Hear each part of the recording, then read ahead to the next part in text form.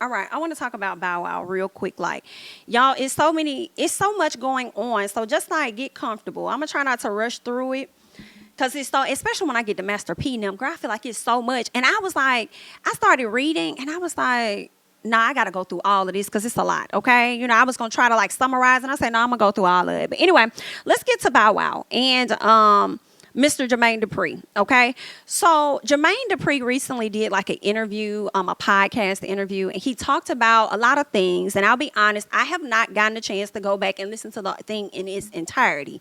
That was a plan of mine, but girl, I haven't been able to do it, okay?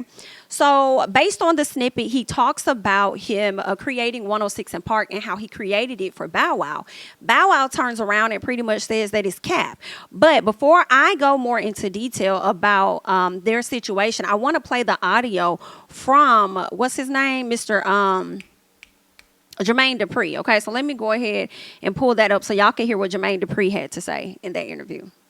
106 in Park was created by me. I created the show for Bow Wow. I was watching MTV, and MTV had TRL. And they was catering to NSYNC, and they was catering to Backstreet Boys, and anything white that was coming out that was pop, they was allowing these kids to scream and holler at them. And I'm like, yo, we don't have nothing for black people. Like, where's the black kids that love music? Why don't they have a show like this? So I called Stephen Hill, and I said, yo, I got an artist. We need to make a show just like TRL. And he said, what's the artist? And I said, his name is Bow Wow. Of course, he was like, I don't. Everybody challenges what I'm saying. Yeah. Mind you, they wasn't going to put Bow Wow on TRL like that because he was a rapper. He was a black little young boy rapping, but he also was 12 years old. Nobody on TV was 12 years old anywhere creating this type of fandemonium, right? I went to Stephen Hill, and I'm like, yo, we need this show. We need this show. We need a show on BET that shows black artists like this. All right. So after you guys just heard everything that Jermaine Dupri just said about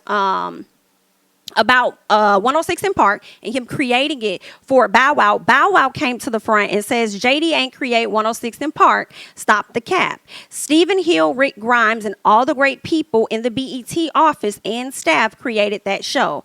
All I did was capitalize off of what they created and made it mine. I would know I am Mr. 106. I would never take away from someone's creativity.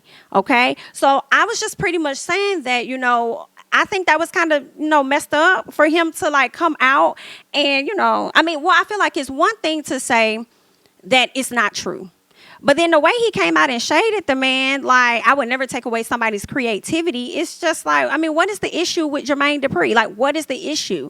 I'm confused. It does seem like he's more upset with Jermaine Dupri than he is with his own dad. So I don't understand, like, why does Bow Wow have so much animosity towards Jermaine Dupri? I don't know those details, but it's like, dang, you ain't have to come out and shade him. It's one thing to be like, I don't recall the story like that, so, whatever, but I don't know. It's just like Jermaine Dupri created, well, I ain't gonna say created, but he helped you get to where you are.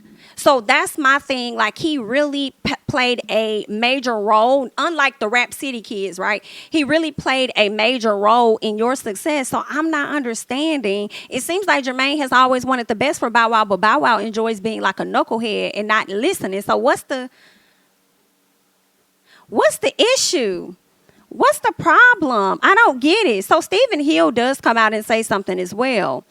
And Stephen Hill says, yeah, our memories on how 106 in Park was created differ greatly. Now, no one challenges that Bow Wow helped launch 106 to great heights. That is for sure true. But created by me might be a bit of an overstep for you, my man. Love you always.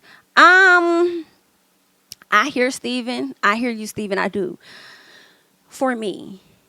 I don't know. I feel like Bow Wow may be like a few years, maybe 2, no more than 3 years younger than me, whatever, probably the same age. I don't know. But my thing is this, baby, not you done sat up here and said, hold on, let me put this back on the screen. Not you done said he launched it to great heights. I feel like 106 was already at great heights with AJ and Free. I feel like it was already there. I think that y'all pulled in Bow Wow to save y'all show, because I feel like I can't remember the details, but I always thought that AJ and Free were leaving 106 because of like financial issues, not getting a raise or whatever the case may be. So they dipped, right? Then you had, I think, Terrence and Roxy, who held it down for a good amount of time. And then Bow Wow came in with all these other hosts of people. So don't say he launched it to great heights, because I'm thinking about it differently, like from the beginning. And it's like, no, he came in and he saved it, but he didn't launch nothing. You know what I'm saying? So am I wrong? Let me see what some of y'all comments are saying about this. Julie Ryan says, I think a lot of these child stars are taken advantage of. They were too young to understand the industry and ownership. I think that's very true. I do think that's very true. But here's the thing to me that's a little different with Jermaine Dupri. And yeah, you know, interact, let me know. I'm thinking Jermaine Dupri is nowhere near a Diddy, right? Because he still has great relationships with the young people that he brought up, like Escape. You know what I'm saying? Jagged Edge, from my understanding, Bow Wow, Brat. Like, he still has a great relationship with those people. Unlike Eddie, who a lot of people say he take advantage of people, and we've seen some of that just like watching Making the Band and stuff like that. They ain't got no relationship with Diddy. You know, not a lot of them, not no more. So I feel like it's a little different. So when I compare the situations, it just makes me feel like Bow Wow may have some other things going on within him that may have halted his own success, and he needs somebody else to ponder that off on. And Jermaine Dupri may be the easiest person for him to ponder that off on.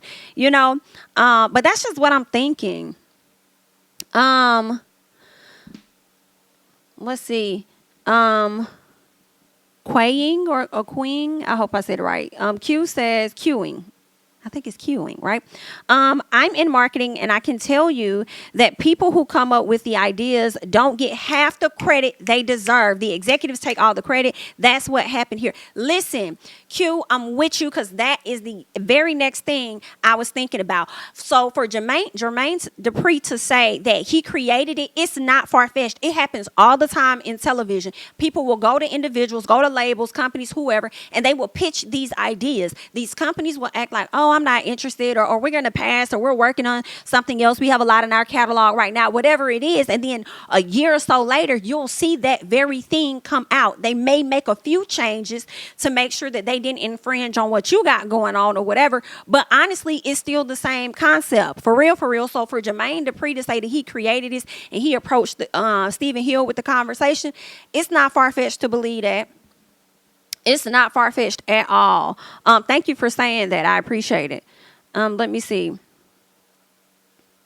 Right. Exactly.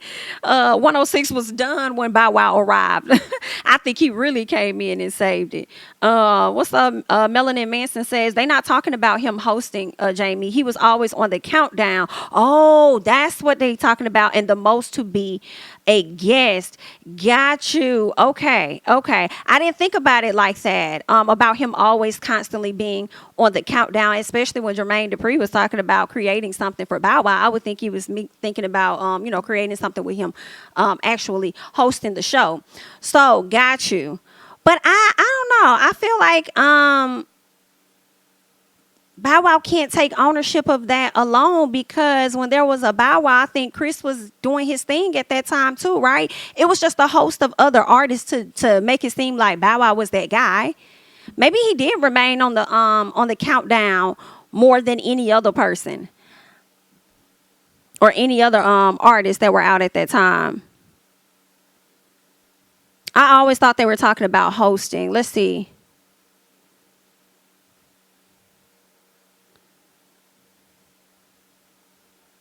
Okay, what's up? That's what's up. That's what's up says it wasn't really about who hosted it, it's about who actually created the actual show.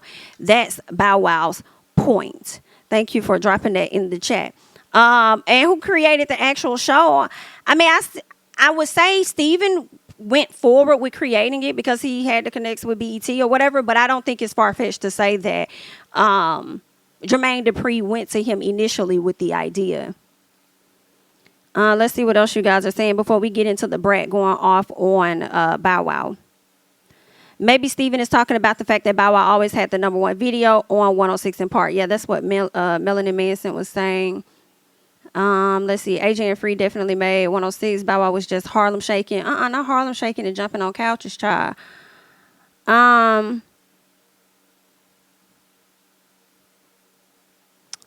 Oh, interesting. I saw an interview with Bow Wow. They played a clip of Jermaine saying not so nice things. You could tell his feelings were hurt.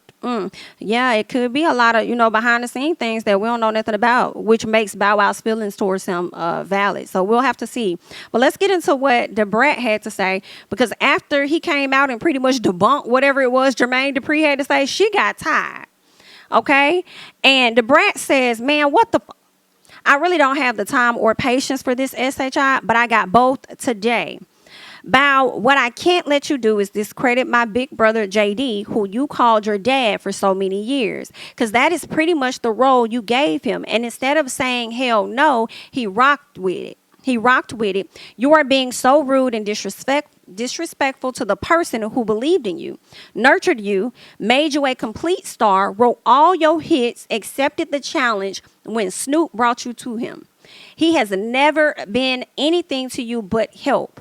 I ain't finna let you drag the most non-confrontational person who loved, cared for you, and spoiled your ass for years. It isn't and never would discredit BET. He isn't and never would discredit BET executives. He discussed creating 106 before it was created so black people could have our own TRL. No cap. If this is what you want to do, let's effing go. Okay? Pull up Lil NIGGA with your disrespectful ass. So ungrateful is what she says, baby.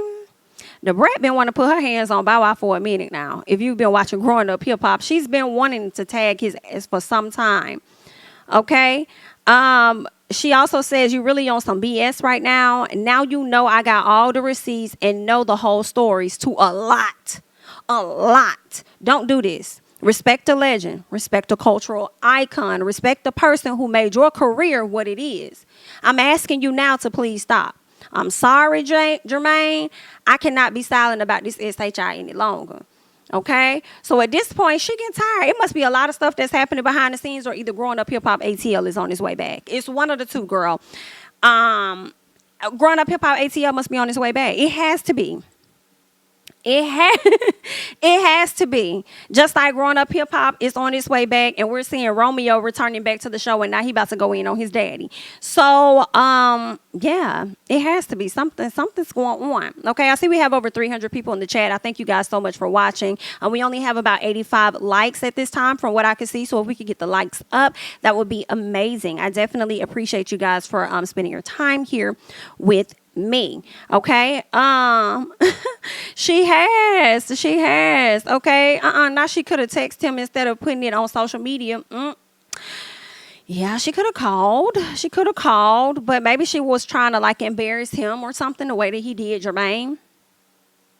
Why is the Brat in it? They are grown men that can handle this on their own. She gonna step for Jermaine, baby. She is going to step. Not y'all telling the Brat to sit down, girl. I ain't got no dog in the fight. I don't. I ain't got no dog in the fight at all. Thank you so much, Caribbean Gal. Okay, don't be petty. Like the video. Thank you guys so much for the support. I appreciate it. Okay. Yeah, so that was pretty much the situation dealing with Bow Wow, Jermaine Dupri, the Brat. She over there calling him out. I haven't seen Bow Wow say anything since the Brat has called him out. I'm sure they got on a phone call, and she probably about cussed that man the hell out. You know what I'm saying? I do feel like the same way we may feel like Bow Wow. I'm sorry, not Bow Wow, but the same way we feel that the Brat probably could have kept some of this to herself, or either sent the text or whatever like that. Bow Wow could have did the same thing too.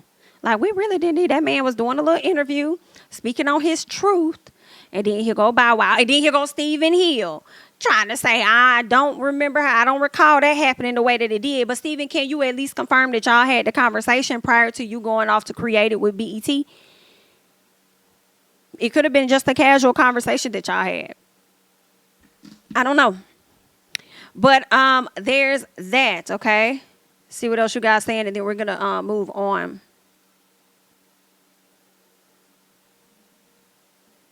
think this is a valid statement too. What's up, Melanie? She says, why y'all always say people can call as if y'all would know if they didn't? He clearly could have called too. Agreed. All of them could have called each other. All of them could have definitely called each other. But since Bow Wow started with that BS, I think the Brat wanted to follow up with that.